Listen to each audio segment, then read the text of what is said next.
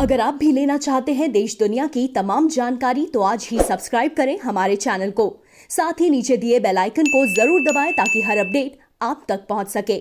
नमस्कार, आप देख रहे हैं प्रभा साक्षी और मैं हूं आपके साथ रेणु तिवारी। हमारा स्पेशल प्रोग्राम है फिट है तो हिट है, जिसमें आज हम बात करेंगे थायराइड कैंसर के बारे में। इस विषय पर हम आपको डिटेल से बताएंगे, साथ ही एक्सपर्ट की राय भी आप लोगों को सुनाएंगे कि उनकी क्या राय है थायराइड कैंसर के बारे में। थायराइड कैंसर बहुत ज़्यादा खतरनाक नहीं होते हैं, लेकिन अगर समय पर इसका इलाज नहीं होता है तो मरीज को खतरा हो सकता है। थायराइड कैंसर की शुरुआत शरीर में मौजूद थायराइड ग्रंथि से होती है, जो थायराइड हार्मोन्स बनाती है। हार्मोन शरीर के चयापचय को सामान्य रूप से कंट्रोल करने के लिए काफ़ी ज़रूरी होता है। मनुष्य के मुकाबले महिलाओं में थायराइड कैंसर की संभावना 3 गुना हो जाती है। इसके अलावा हम बात करेंगे कारणों की, तो थायराइड कैंसर तब होता है जब आपके थायराइड में कोशिका आनुवंशिक परिवर्तन से गुजरती हैं। कोशिकाओं को बढ़ने और तेजी से गुना करने की अनुमति देती हैं। कोशिकाएं मरने की क्षमता भी खो देती हैं, जैसा कि सामान्य कोशिकाएं करती हैं। संचित असामान्य थायराइड कोशिका एक ट्यूमर बनाती है। असामान्य कोशिका के पास ऊतक पर आक्रमण कर सकती है और शरीर के अन्य भागों में फैला सकती है, तो इसी वजह से थायराइड कैंसर हो सकता है। बात करते हैं थायराइड के लक्षणों की, तो थायराइड के लक्षण दिखाई नहीं देते हैं। लक्षण की रूटीन जांच के दौरान गले में गांठ, सूजन दिखाई देना प्राथमिक लक्षण इसके होते हैं।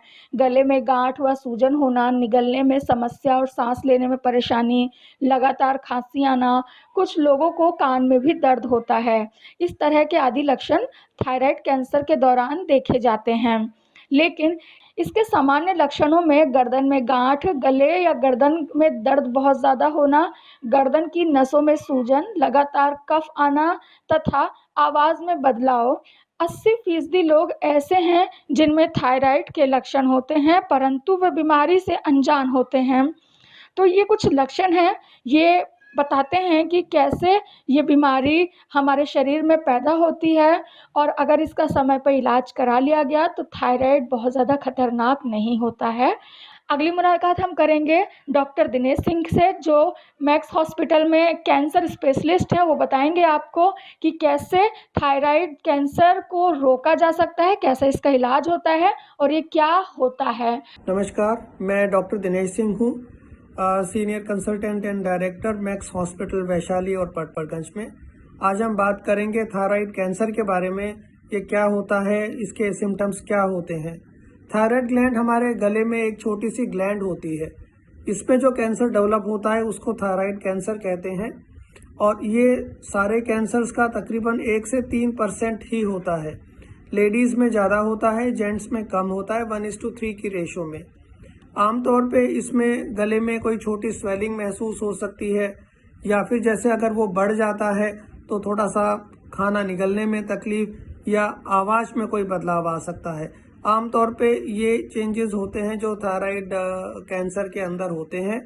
और अगर किसी व्यक्ति को इस तरह के कोई चेंजेस हो रहे हैं तो और वो 2 हफ्ते या उससे ज़्यादा तक परसिस्ट कर रहे हैं, तो उसको एक स्पेशलिस्ट के पास जा कर के अपनी जांच करवानी चाहिए, और कैंसर है या नहीं है थायराइड का, इसके बारे में उनको जांच करके इस चीज़ को पता करके और उसका ट्रीटमेंट कराना चाहिए।